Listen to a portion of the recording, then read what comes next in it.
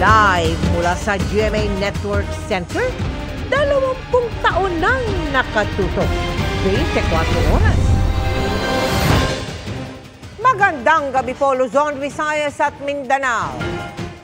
Panibagong tensyon sa pagitan ng Pilipinas at China sa West Philippine Sea. Isang di patukoy na resupply vessel ng Pilipinas at isang barko ng China Coast Guard ang nagbanggaan sa Ayungin Shoal. Ayon yan sa ulat mula sa TV network na pinatatakbo ng gobyerno ng China. Sabi ng China Coast Guard, Pilipinas nila ang may kasalanan sa insidente. Walang binanggit ng China na nasaktan pero ayon sa isang mapagkakatiwalaang source ng GMA Integrated News, may isang sundalong nasugatan. Narito ang pagtutok ni Joseph Moro. Madaling araw kanina, nagbanggaan ang isang hindi pa kinikilalang resupply vessel ng Pilipinas at barko ng China Coast Guard sa Ayungin Shoal. Base sa ulat ng Chinese state-run TV network na CGTN, iligal anilang pumasok ang barko ng Pilipinas sa dagat sa bandang Ayungin Shoal na tinatawag ng China na Renai Reef.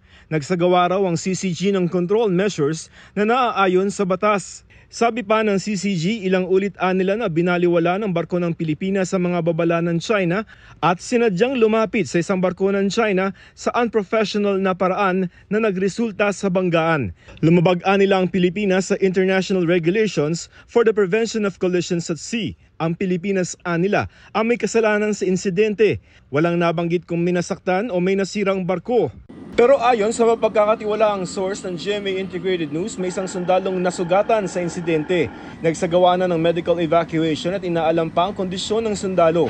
Ayon sa maritime security expert na si Ray Powell, water cannon ang karaniwang ibig sabihin ng control measure ng China. Sa monitoring rin ni Powell, kita sa mga satellite image ang isang barko ng Philippine Coast Guard sa may ibaba ng Ayungin Shoal nitong umaga at saka na lamang ito kumilos palapit ng Ayungin. It was down to the southeast, about 20 nautical miles southeast of Ayungin, and then just recently, in the last couple hours, has moved north to where the maritime militia have been. May 3 raw na barko ng China Coast Guard at 12 maritime militia vessel base sa automatic identification system na pinaka-ID ng mga barko pero maaaring i-off ito.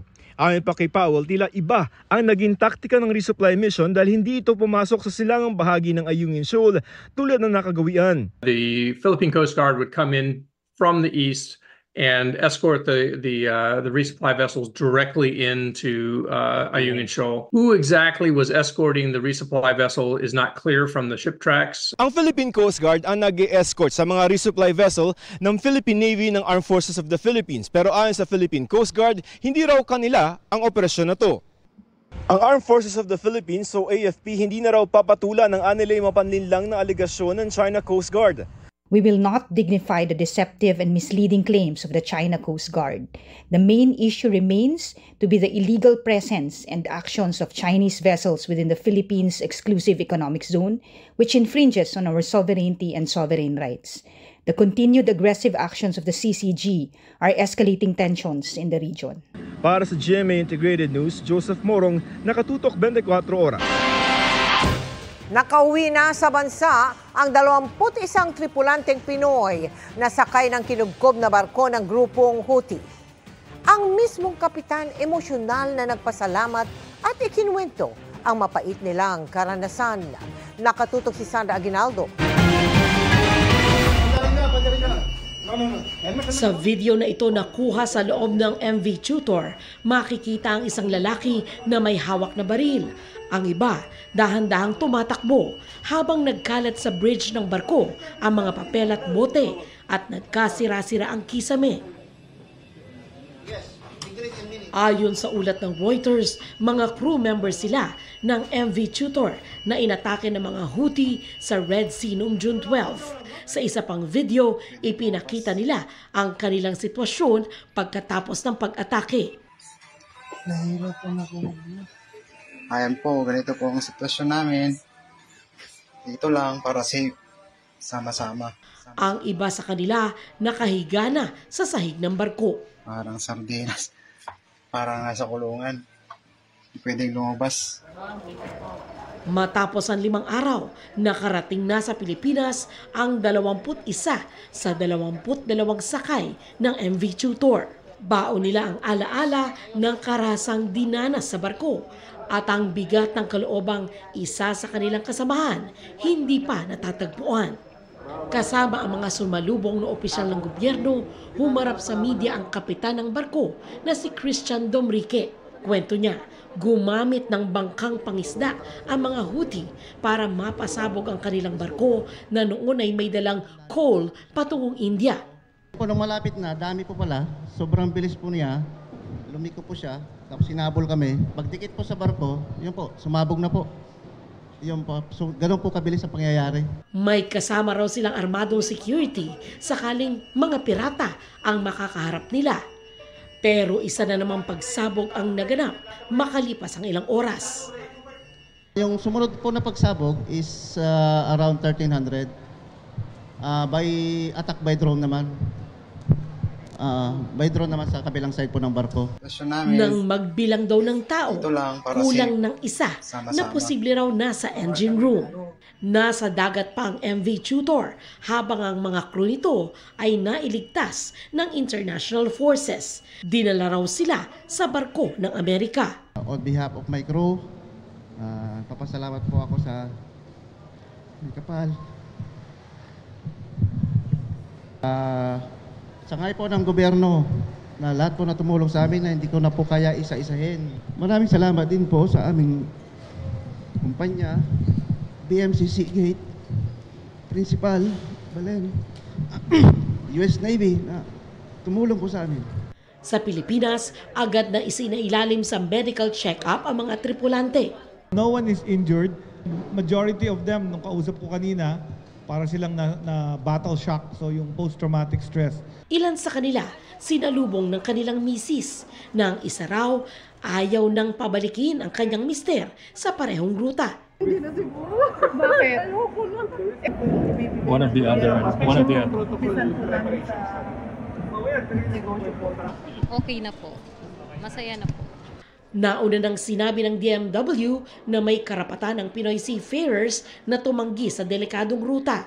We will meet with the maritime stakeholders this coming week to discuss this. We want to review the current policy and see how else we can make the policy stronger for the better protection of our seafarers. Kaugnay naman sa barkong True Confidence na inatake rin ng Houthi rebels sa Red Sea, natagpuan na raw ang labi ng 2 pang Pinoy na nawawala. The human remains of the two aboard the True Confidence will be sent home very, very soon. Para sa GMA Integrated News, Sandra Aguinaldo, Nakatutok 24 Oras. Hindi gamot sa dengue ang siling labuyo.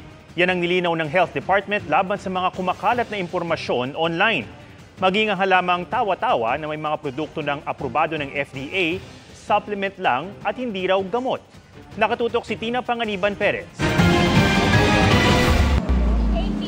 Pampalas at pampaanghang, kaya't paborito sa sausawan ang small but terrible na siling labuyo. Pero uminit sa social media ang ilang post na nagbibida sa siling labuyo bilang gamot umano sa dengue. Mabilis na tugon ng Department of Health, hindi ito totoo. Wala pa raw gamot sa dengue at ang pinakamainam na paraan para di magkasakit ay iwasang makagat ng lamok. Paalala pa ng DOH, kumuha ng impormasyon doon lamang sa mga legitimate source at platform gaya ng kanilang online pages. Hindi rin gamot sa dengue ang bayabas at tawa-tawa. Based on the current standard in the management of dengue, Tina, yung tatlo na yan wala talaga sa listahan. No? May mga anecdotal report, no? Especially sa tawa-tawa na binigyan din ng pansin yan sa DOST, PCHRD na may mga ganitong klaseng research. But it did not reach the level yet of a significant finding na talagang meron siyang puwang doon sa cure ng dengue. Kahit daw may mga produkto ng gawa sa tawa-tawa na aprobado ng Food and Drug Administration bilang herbal supplement, hindi pa rin daw gamot sa dengue ang turing sa mga ito. These are supplements. This is not for cure or for the treatment of something like this, no? Because wala naman talagang data. You'll still go to the doctor, you'll still go to the healthcare facilities to get the better treatment. Ano yung mga treatment ng dengue, like for example, fluids, replacement of fluids, blood transfusion kung mag-severe, monitoring of the hydration status. Kasama sa mga sintomas ng dengue ay lagnat at masakit ang katawan, ulo at tiyan. Dapat daw kumonsulta na agad sa doktor sa loob ng 2 hanggang 3 araw at huwag hintaying lumala pa ang sintomas. Nagsusuka na sila, no? Nahihilo. Yung mga iba tawag niyan, yung nagdugo yung labi or yung sa nguso. That's already a warning sign. Sa datos ng Department of Health, nagtala na ng mahigit 67,000 na kaso ng dengue sa buong bansa mula Enero hanggang nitong Mayo. Bagay na inaasahang tataas pa sa pagpasok ng tag-ulan. Habang wala pang bakuna at gamot kontra dengue sa Pilipinas, pinakamainam pa rin ang pigilang magkasakit. Sabi ni Solante, importanteng linisin ang paligid para walang tubig na pwedeng pagmugaran ng mga lamok, gaya ng tubig sa kanal, balde, halaman o gulong. Rekomendasyon din ng DOH, magsuot ng long sleeves na damit at pantalon at gumamit ng mosquito repellents. Ang iba't ibang lokal na pamahalaan may kanya-kanyang ginagawa kontra dengue, gaya ng Muntinlupa, kung saan 500 volunteers ang nangolekta ng mga basura mula sa mga kalsada, kanal at creek. Para sa GMA Integrated News, Tina Panganiban Perez, nakatutok 24 oras. Hindi bababa sa 19 ang naitalang nasawi sa gitna ng Hajj pilgrimage sa Saudi Arabia. Ang Hajj ay isa sa pinakamalaking religious gathering sa buong mundo. Ayon sa Foreign Ministry ng Jordan, 14 na Jordanian pilgrim ang nasawi matapos ma-sunstroke dahil sa matinding init ng panahon. 17 iba pa ang naiulat namang nawawala. Sa hulay na pahayag, sinabi naman ng chief ng Iranian Red Crescent na may 5 Iranian na namatay sa Mecca at Medina sa gitna ng Hajj pero hindi nagbigay ng detalye kung ano ang sanhi. Wala pang pahayag ang Saudi Arabia kaugnay sa insidente. Ayon naman kay Foreign Affairs Undersecretary Eduardo de Vega, walang napaulat na Pilipinong namatay sa Hajj pilgrimage. Nagsagawa ng multilateral maritime cooperative activity ang Pilipinas at 3 kaalyadong bansa sa West Philippine Sea. Ayon sa Armed Forces of the Philippines, isinagawa yan sa loob ng Exclusive Economic Zone ng bansa kahapon. Lumahok dito ang US Navy, Royal Canadian Navy, Japan Maritime Self-Defense Force at Armed Forces of the Philippines. Layunin ng aktibidad na panatilihin ang seguridad at katatagan sa Indo-Pacific region. Nagsagawa rin ng iba't ibang maritime maneuvers para subukin ang interoperability ng sandatahang lakas ng mga bansang kalahok. Mas paigtingin ng Philippine Coast Guard ang pagpapatrolya sa dagat ngayong epektibo na ang banta ng China na panghuhuli sa mga mangingisdang papasok sa ilang bahagi ng South China Sea. Pinaalalahanan din nila ang mga mangingisda na mag-ingat tuwing papalaot. Nakatutok si Chino Gaston. Bilang tugon sa banta ng pang-aaresto ng China, pinadala ng PCG ang BRP Sindangan at BRP Malapascua para bantayan ang mga mangingisda sa Baho de Masinloc. Naghatid ng ayuda ang mga taga-PCG sa mga mangingisda at kinamusta ang kanilang lagay. Wala pa naman daw nangyayaring pang-aaresto na isinasagawa ang China laban sa mga mangingisdang Pilipino. Kanina, nagkaroon ng talakayan sa pagitan ng mga otoridad at mga mangingisda ng Masinloc. Ayon sa PCG, paiigtingin daw nila ang pagpapatrolya para siguraduhing ligtas ang mga mangingisda. Wala pong nagbabawal sa atin na mangisda sa Baho de Masinloc. So kaya po ang mga barko po ng Philippine Coast Guard ay patuloy at salitan po na nagpapatrol.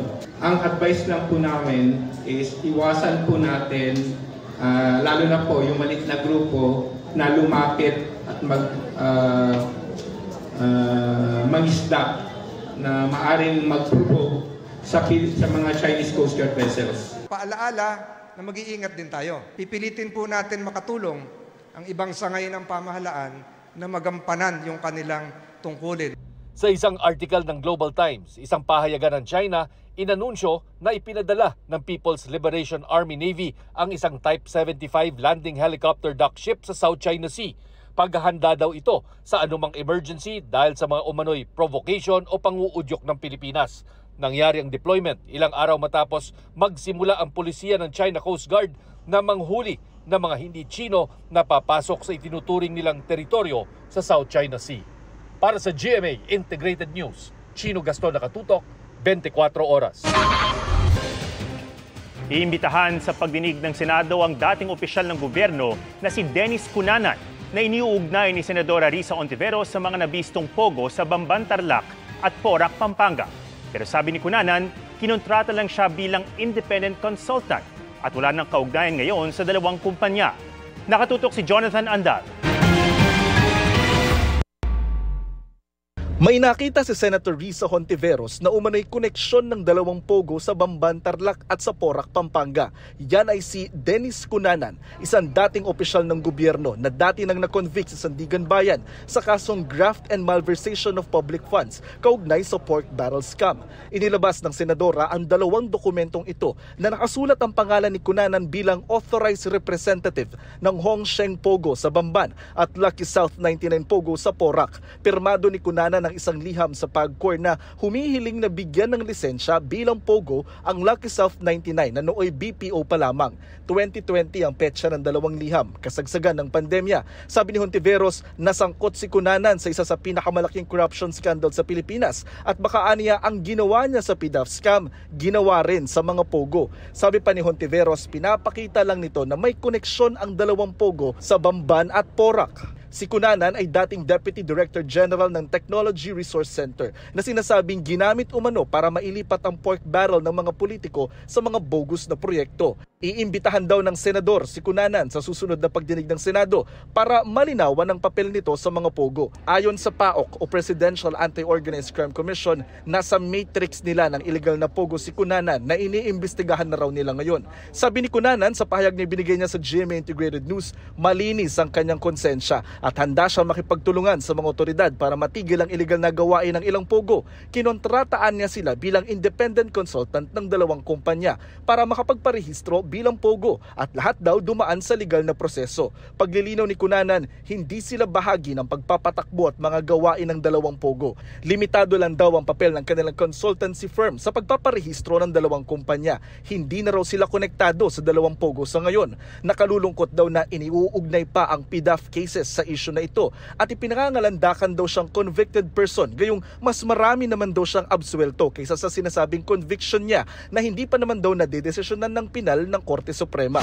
Si Bamban Mayor Alice Go naman nahatakdang sampahan ng PAOK ng reklamong human trafficking sa Biyernes dahil sa pagpaparenta raw ng kanyang lupa na tinayuan ng sinalakay na pogo. If you rent or lease your property to a group or a person that uses the said property in the commission of a crime, meron ho kayong pananagutan, lalo't higit kung continuous po na nangyayari yung krimen doon. That will be the first of a series of charges that we are preparing against the Mayor of Bamban. Dati nang sinabi ni Mayor Go na bago pa siya naging alkalde, ibinenta na niya ang share niya sa lupa na kinatitirikan ngayon ng pogo sa Bamban. Para sa GMA Integrated News, Jonathan Andal, Nakatutok, 24 oras.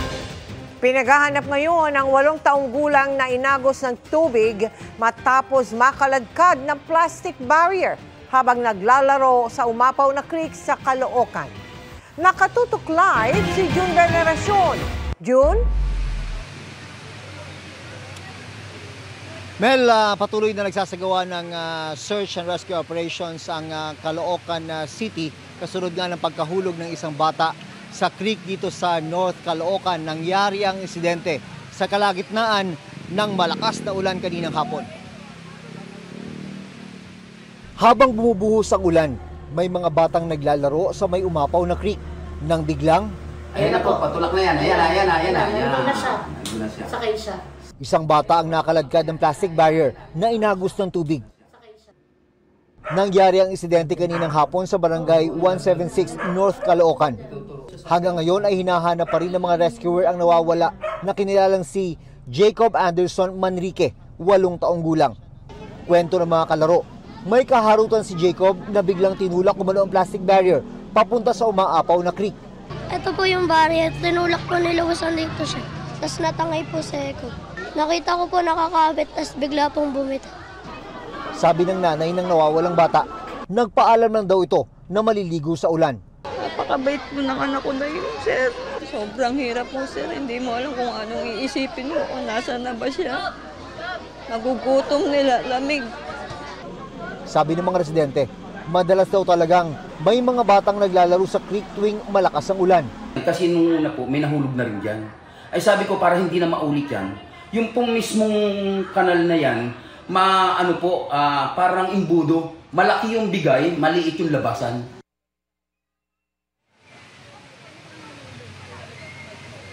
Mabigat ang misyon na nakaatang sa mga rescuer, Mel, dahil ang creek na ito ay tagos hanggang probinsya ng Caloocan. Kaya dito may mai-imagine mo kung gaano kalawak yung lugar na kailangan nilang halugugin. Nakikiusap at umaapila ang pamilya ng nawawalang bata na wag daw sanang tigilan ang paghahanap sa kanya. Mel. Maraming salamat sa iyo, June Veneracion. Dumating na sa bansa ang mga labi ng 3 Pilipinong nasawi nang masunog ang tinutuloy nilang gusali sa Kuwait nitong June 12. Nakatutok live si Mark Salazar. Mark.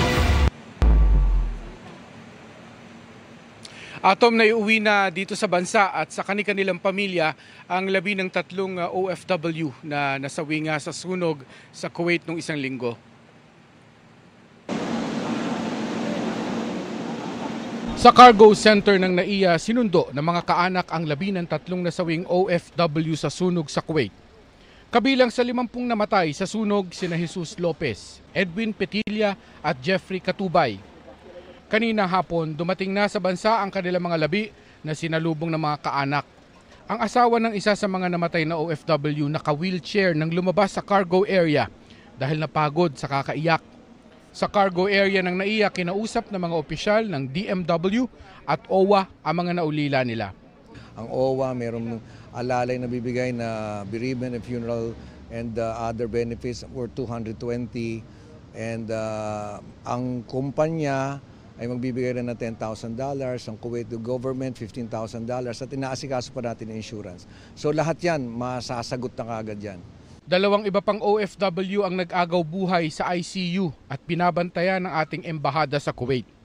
One of them is already sa ward na ilipat na nung isang araw pa. Yung isa pa is still in ICU receiving the appropriate care and medical attention. 6 nating kababayan ang nakaligtas sa sunog na bagamat may trauma ay nagdesisyong manatili doon.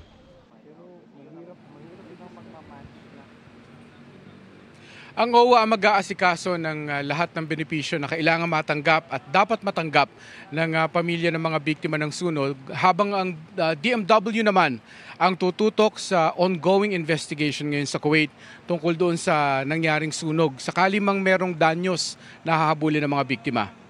Atom? Maraming salamat, Mark Salazar. A journey to the past ang pwedeng ma-experience sa isang amusement park sa Clark sa Pampanga. Wala ring shortage ng mga aktibidad na pwedeng gawin doon, kaya hindi na nakapagtataka kung bakit dinayo ito ng pamilya mula sa iba't ibang bahagi ng bansa. Nakatutok live si Mariz Umali. Mariz?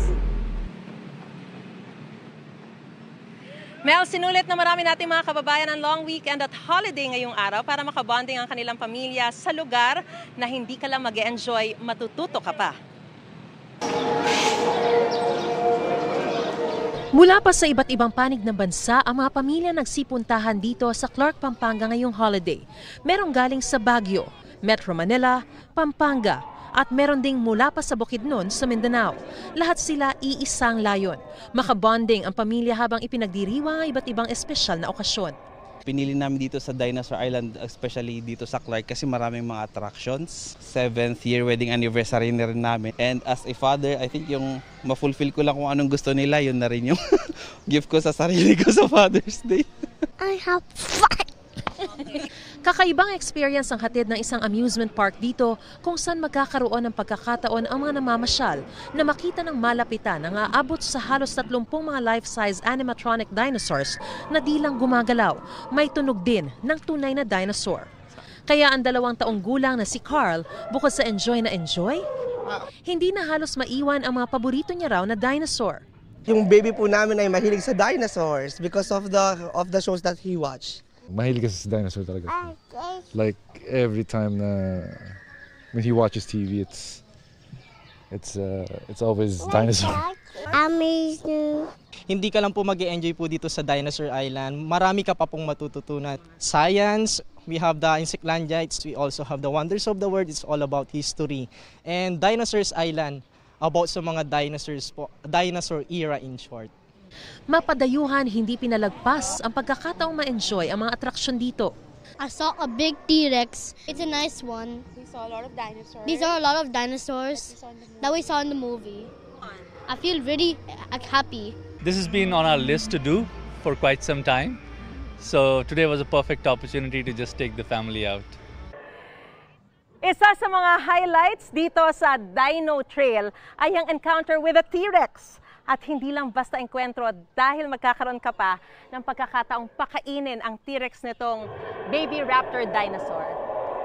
Kaya talaga namang mapabata o young at heart, nag-enjoy sa iba't ibang tampok dito. Pwede ring sumakay ng tren sa Jurassic Jungle Safari, matuto sa Fossil Museum at Miniature Wonders of the World.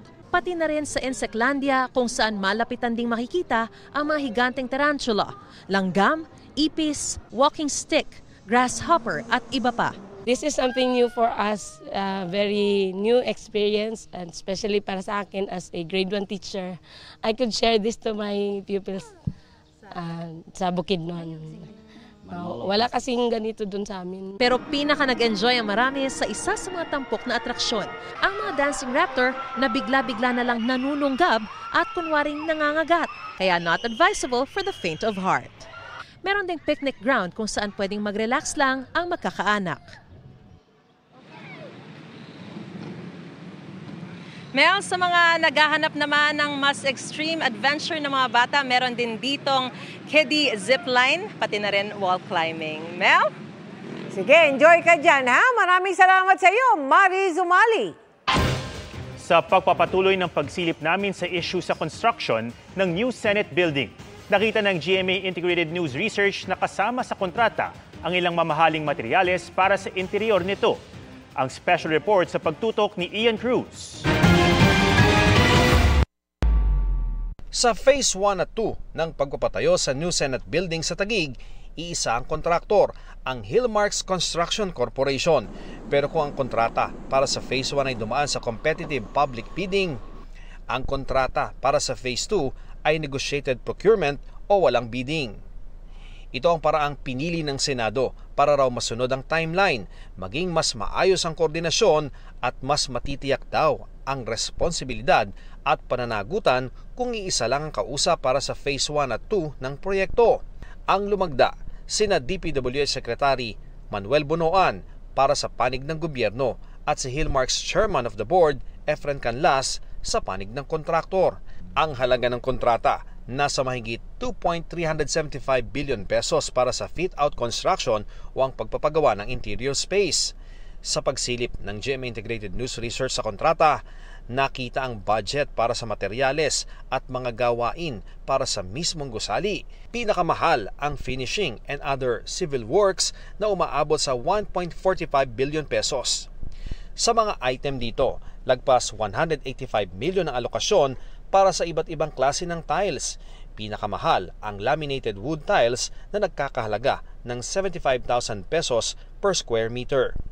Naglaan din ng mahigit 142 million pesos para mapaganda ang acoustics ng gusali. Pasok dito ang acoustic louver windows na nasa halos 200,000 pesos per square meter. Mapapansin din sa kontrata ang low emissivity insulated vision glass para sa mga bintana na lagpas 100,000 pesos kada square meter. May special na coating ng salamin para hindi masyadong malamig o mainit sa loob at bomb film o karagdagang proteksyon sakaling magkaroon ng pag-atake o pagsabog. Naglaan din ng halos 87 million pesos para sa glass fiber reinforced concrete cladding panels na halos 58,000 per square meter ang halaga. Mapapalamutian din ang bagong Senado ng 6 na klase ng decorative stone na may kabuuang halagang 10 million pesos. Pinakamahal sa mga ito ang 59 na piraso ng Kalakata Silk Marble na halos 54,000 pesos ang halaga kada square meter. Halos 262 million pesos naman ang inilaan para sa generator at halos 119 million para sa lighting fixtures and lamps. Sa mechanical works, halos 116 million pesos ang gagastusin para sa elevator at escalator at lagpas 62 million pesos para sa air conditioning. May nilaan ding 75 million pesos na provisional sum sakaling magbago ang dami o halaga ng mga item dahil sa mahabang panahong lumipas mula pagdisenyo hanggang aktual na pagsisimula ng proyekto. Sa ginawang review ng Senado sa gastusin sa gusali, lumabas na umaabot na sa 8.9 billion pesos ang Phase 1 ng proyekto. Ang kontrata para sa Phase 2 ay nasa 2.375 billion pesos. Habang may nakalaang budget para sa Phase 3 na 10.33 billion pesos. Hindi pa kasama dito ang pinambili sa lupa na kinatatayuan ng gusali sa Navy Village, Taguig na nasa 1.649 billion pesos. Ang suma total sa ngayon nasa 23.254 billion pesos. Ayon sa DPWH, posible pa raw magkaroon ng Phase 4 para sa mga konsiderasyong pangseguridad ng mga senador. Wala pang halagang ibinigay para dito. Patuloy naming hinihinga ng pahayag ang Hillmarks, ang DPWH at ang mga senador na namahala sa proyekto. Para sa GMA Integrated News, Ian Cruz sa Katutok, 24 Oras. Mahigit isang buwan na lang bago ang inabangang concert ni Julian San Jose at Stel ng SB19. Ang mga paghahanda sa pinakainabangang team-up sa chika ni Aubrey Carampel. Ready nang makijam sina Asia's Limitless star Julian San Jose at SB19 Stel sa kanilang first concert together. And not just one, but 2 nights silang pwedeng makasama sa July 27 and 28 sa New Frontier Theater. Sagot na ng power duo ang playlist na very hands-on sa kanilang choice of songs for a guaranteed fun and memorable show para sa kanilang fans. Gusto namin mabigay talaga yung best performance namin together kasi nga this is our first time. We want to make sure that everybody can relate to our songs or yung pinaka-repertoire namin. Hindi lang syempre yung mga kanta namin but yung mga songs na nasasabayan natin lahat.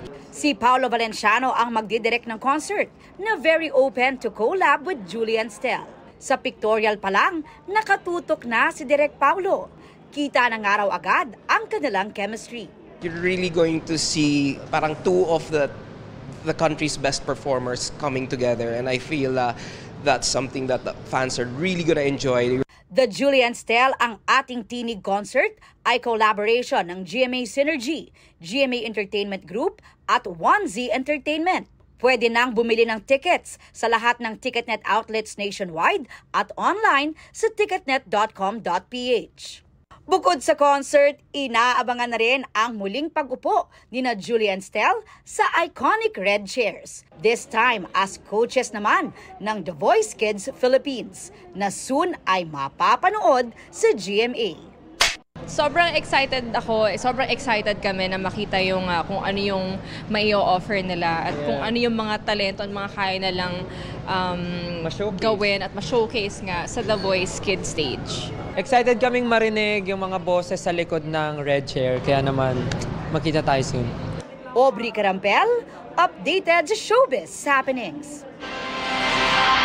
At yan ang mga balita ngayong Lunes. Ako po si Mel Tiangco. Ako naman si Atom Araulio para sa mas malaking misyon. Para sa mas malawak na paglilingkod sa bayan. Ako po si Emil Sumangil. Mula sa GMA Integrated News, ang News Authority ng Pilipino. Nakatuto kami 24 oras.